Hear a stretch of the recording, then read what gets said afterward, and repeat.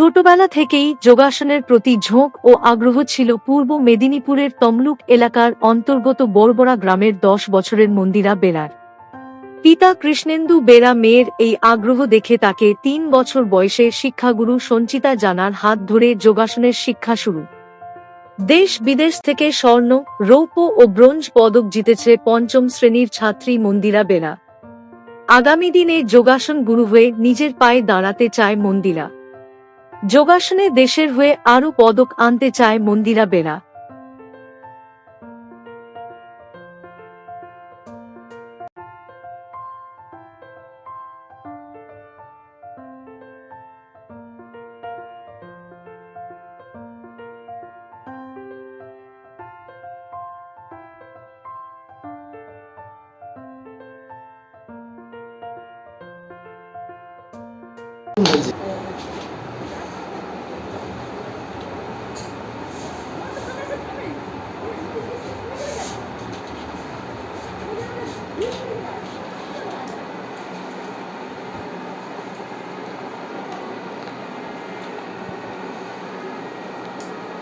প্রথম সঞ্চিতা জানা, তার হাত থেকে আমার শুরু।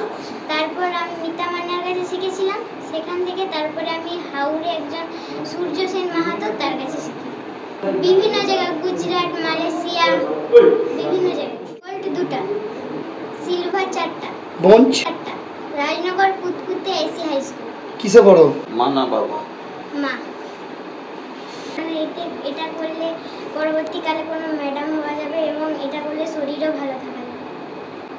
তাদেরকে যোগা করতে বলবো যাতে পরবর্তীকালে তারাও আমার মতো ম্যাডাম হতে পারে এবং যোগা করতে শারীরিক অসুস্থতা থেকে বাঁচতে পারে।